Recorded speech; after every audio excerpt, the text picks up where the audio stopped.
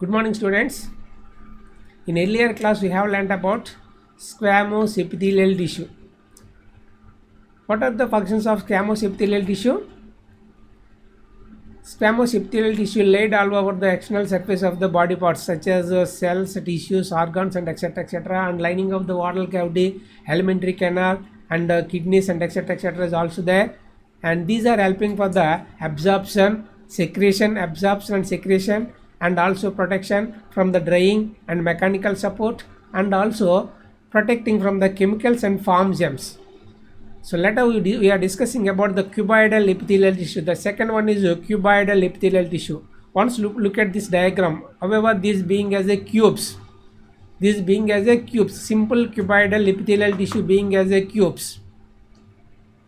Here, these tissues, mainly these cuboidal epithelial tissues, are present in the different kinds of inner organs and glands. So once look at that, these glands are present in the kidney tubules. We have two kidneys. The two kidneys are lined with nephrons. So the inner and outer surface of the kidney tubules are nephrons lined with cuboidal epithelial tissue, outer membrane and inner membrane. Outer membrane and inner membrane of the nephrons are lined with cuboidal epithelial tissue. And another, thyroid gland. What is the function of the kidney? Kidney is helping for the filtration of the blood.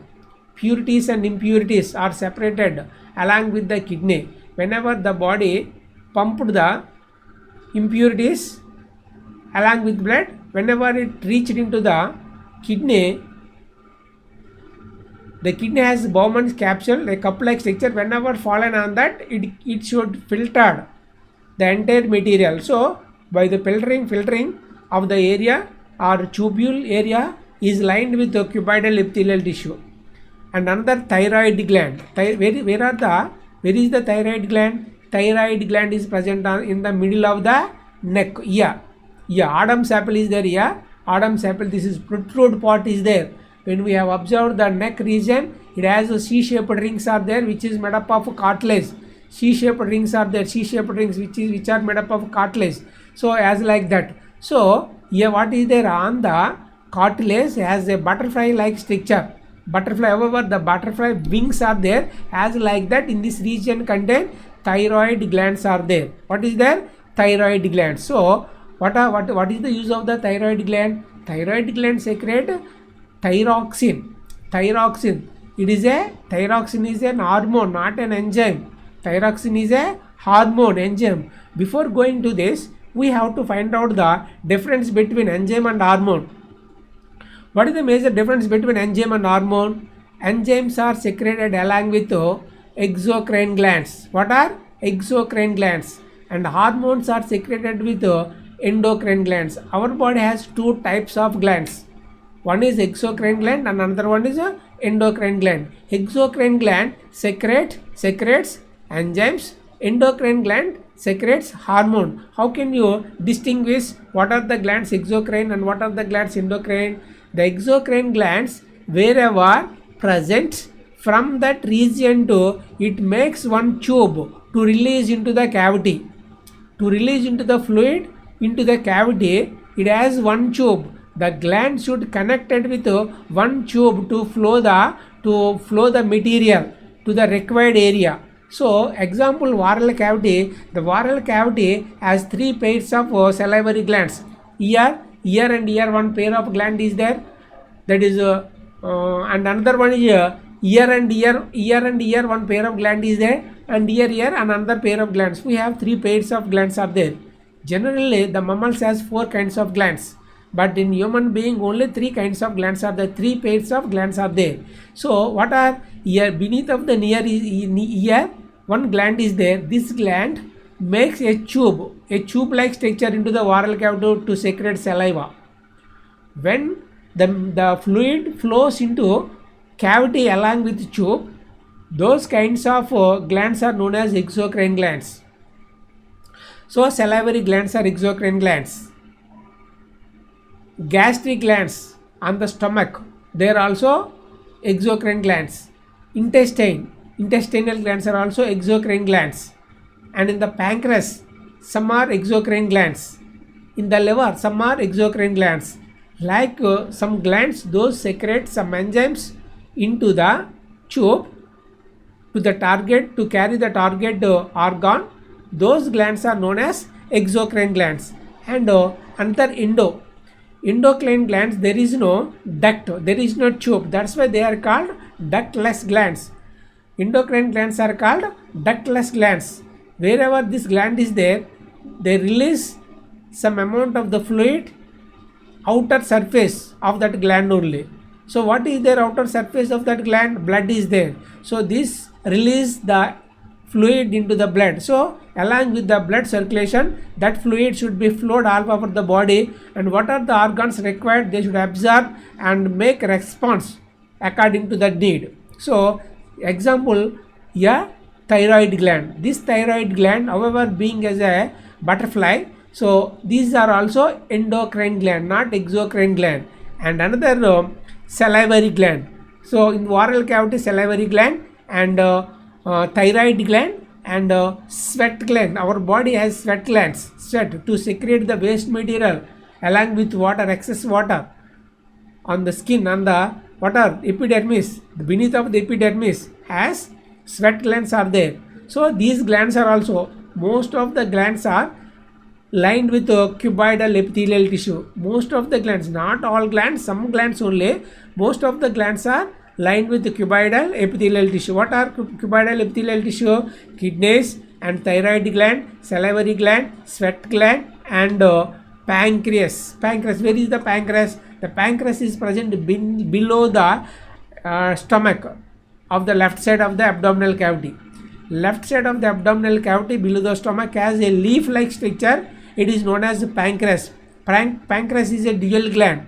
Pancreas is a dual gland. It has endocrine gland portion and exocrine gland portion. Only the exocrine gland portion lined along with cuboidal epithelial tissue. What is that? Is exocrine gland portion lined with cuboidal epithelial, being as a cube-like structures. Majorly, why we are calling these cuboidal epithelial tissue? Because they are being as a cube-like structures.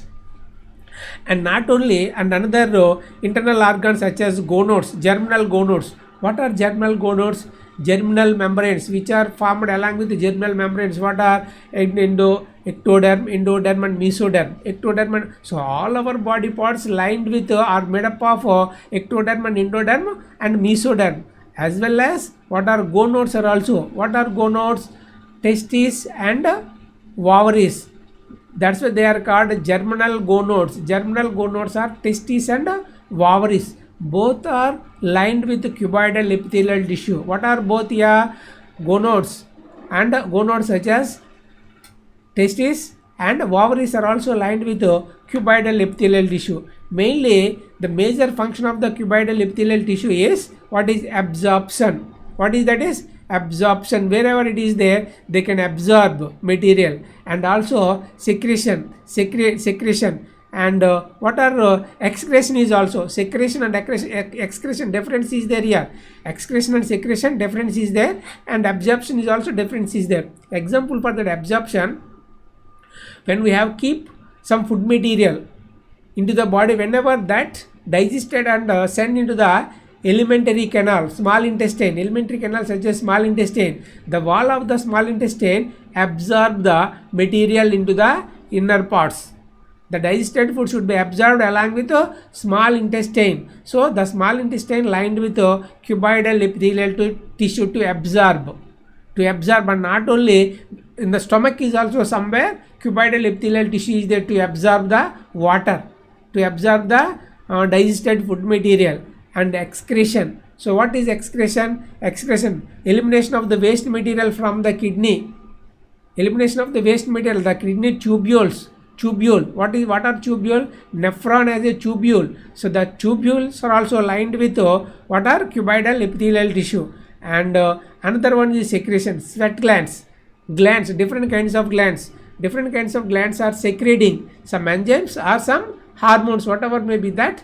The secreting glands are also lined with mainly cuboidal epithelial tissue. And what is the major function of the cuboidal epithelial tissue? The major function of the cuboidal epithelial tissue is mechanical support to the body. What is mechanical support? Absorption, secretion, and elimination of the food material, and secretion of some enzymes, secretion of some hormones. So these are the functions of cuboidal epithelial tissue. And the next one, look at that, columnar epithelial tissue. Columns, however, being as a columns, finger like projections are present, they are columnar epithelial tissue, columns. Here this columnar epithelial tissue is also playing major role in our body. However, the cuboidal epithelial tissue contain some glands, as well as the columnar epithelial tissue is also contain some glands are there. So these columnar epithelial tissue modified from the cuboidal epithelial tissue only.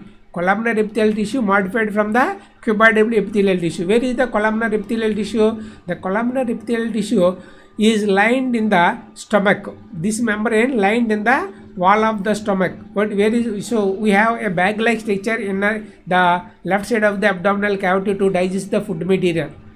So that entire membrane, the inner wall of the membrane lined with columnar epithelial tissue. And the small intestine, the small intestine contains somewhere cuboidal epithelial tissue. Few seconds back I taught to you, I have taught you few seconds back, the cuboidal epithelial tissue present in the wherever small intestine, as well as the small intestine lined with columnar epithelial tissue is also. And gallbladder is also, where is gallbladder? The liver has gallbladder to protect some bile juice. So the bile juice is protected in the gallbladder. The gallbladder, the inner and outer membrane of the gallbladder is also lined with columnar epithelial tissue. And oviduct, where is oviduct? The oviduct present in the uterus, ovaries. The both ovaries are connected with duct as like that. However, this is a ovary and duct is there as like that horn. So this duct is also lined with.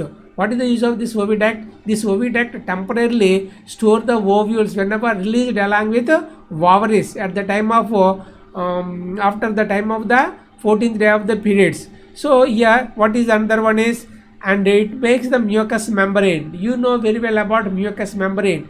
Here nose has a mucous membrane, and alimentary canal also lined with mucous membrane to secrete some mucin.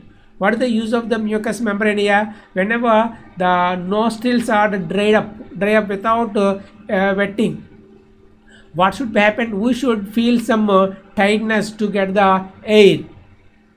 So that's why what happened? The glands wherever present in the mucous outer membrane of the nose or outer membrane of the all the inner part, the maybe stomach is also there, and esophagus is also there, and ear is also there. Mucous membrane on the skin is also there on the mucous membrane. What is the major function of this? It should secrete some fluid into the body, mucin. That is called mucin. So it should protect what is that from the external environment without drying that organ, and as well as it should protect from the chemicals, HCl, whenever it is present in the what are this columnar tissue or membrane, mucous membrane present in the stomach. So by the secretion of the HCl or gastric gland secretion HCl, so whenever they contact along with this membrane, that entire membrane should be ruptured. Without rupturing, this gland should be, the epithelial columnar tissue should be release some mucin, because it has the mucous membrane to neutralize the HCl or saliva or whatever may be chemicals. And major function of the columnar epithelial tissue is, what is that columnar epithelial tissue?